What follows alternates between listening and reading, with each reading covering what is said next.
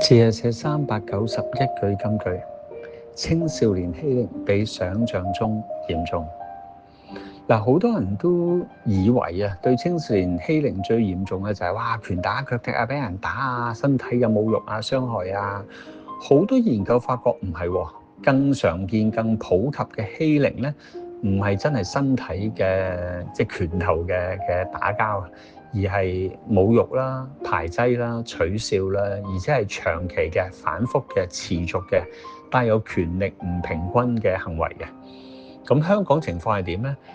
經濟合作及發展組織喺2018年嘅一個報告咧嘅研究就顯示，32.3% 嘅香港青少年，佢大約係15歲嘅，就表示過去一個月裏邊咧曾經受到欺凌喎，30幾%，而其中呢一班被訪者裏邊有59%咧，就發現呢班被欺凌者咧係有個自殺嘅念頭喎。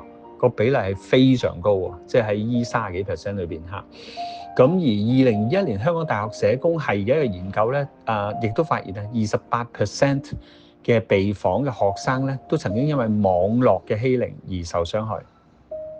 你可能會話：喂，唔係喎，華山博士，邊個細個冇俾人取笑過啊？有冇咁作到咁大啊？今日講嘅係一種持續嘅、反覆嘅權力唔對等嘅欺凌，同平時講下玩笑偶然一次係唔一樣嘅。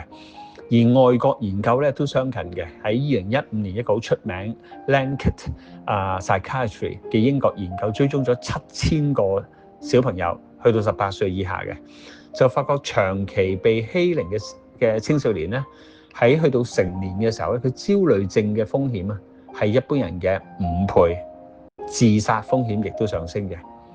咁值得問啦，咁點解會咁嚴重？去到焦慮症甚至會想自殺？原因係青春期係建立自我價值，我哋叫 personality formation 好重要嘅階段。所以如果你喺10歲8歲就俾啲同學話你怪雞啊、黐線啊、變態啊、肥婆啊、瘦麥排骨精啊，或者好多花名咧，呢啲負面嘅標籤聲音就會被內化為自我認知，咁對青少年嘅傷害可以好大嘅。咁美國加州大學Eisenberger 嘅神經科學研究就發現，當我哋受到啲情緒欺凌嘅時候咧，唔單止心痛喎，個身體都會痛嘅，被排斥。所以好多青少年都話被排斥比人鬧、俾人打咧仲傷害。咁所以咧咁你就問啦，咁點算咧？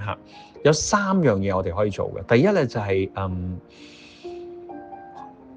青少年係好需要一個信任嘅朋友或者成年人嘅陪伴、同行、支持嘅。咁呢個心理創傷可以大幅度減低嘅。咁我哋值得成為呢個陪伴者。第二啦，有關方面嘅學校啦、機構啦、家庭啦、家長啦，好需要學習點樣同青少年相處，俾到適當嘅關心啦。咁就發覺呢個佢受傷害嘅程度又會大幅度減少。第三啦，就係旁觀者啦。如果被欺凌嘅時候有人出聲，至少唔會附和，唔會喺度講笑，唔會轉發，唔會扮無知咧，個欺凌嘅情況亦都會減少，個傷害都會減少嘅。